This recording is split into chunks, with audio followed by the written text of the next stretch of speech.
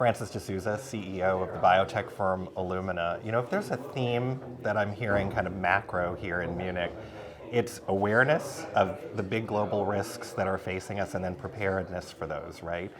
I think everybody's aware of the dangers of a global health crisis. Do you think we're any better prepared 3 years into this pandemic than we were in February of 2020?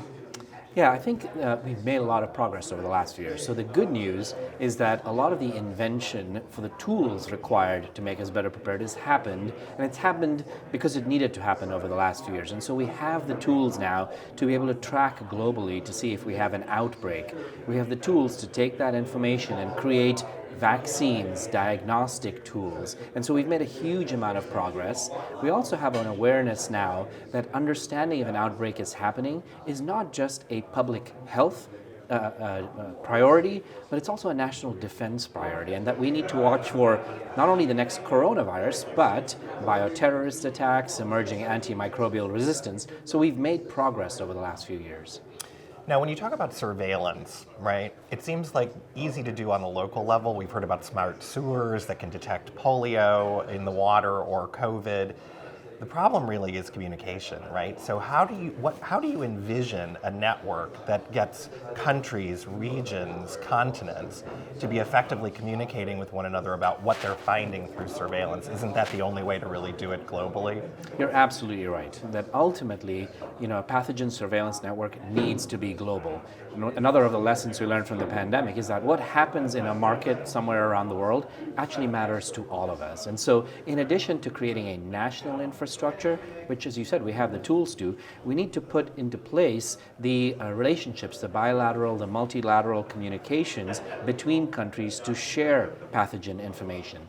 In addition to those relationships and the sharing, not just tools, but policies and protocols, we also need to make sure that we're creating the right incentives for countries, such that we're creating an incentive for a country to speak up if they're seeing an outbreak and be able to share that information. And one of the things we learned during the pandemic is that if we create disincentives through things like travel bans, then that actually makes countries less willing to share. And so what we need to do is combine, the technology to do the surveillance with the relationships, and then the help to say if a country reports it, it'll get access to whether it's funding or vaccines or tools to help it fight the pandemic better. That kind of incentive will go a long way to driving the communication. I wanted to ask you a little bit about genomics in general. Obviously, I don't think everybody understands the role that genome sequencing played in the development of the vaccine for COVID. Could you just kind of in simple terms for viewers explain exactly what happened there and what role you played, your company and others played in the development of the vaccine? Yeah, absolutely. We've played a number of roles over the last few years in fighting the vaccine. So Illumina was in China in the fall of 2019, late fall of 2019, working with the local CDCs and governments to try and identify what pathogen was causing this outbreak of pneumonia that they were seeing in Wuhan. So what we did was we sequenced samples, blood samples, from individuals who had that disease to identify the specific coronavirus that was causing, the outbreak.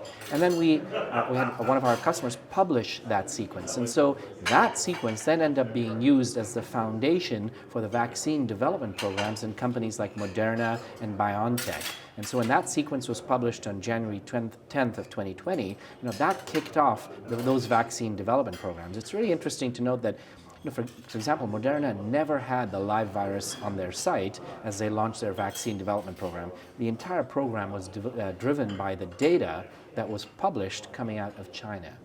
Now, beyond that, we're also used today. Illumina powers a lot of the surveillance that happens around the world. And so we're looking to see, are there new variants emerging?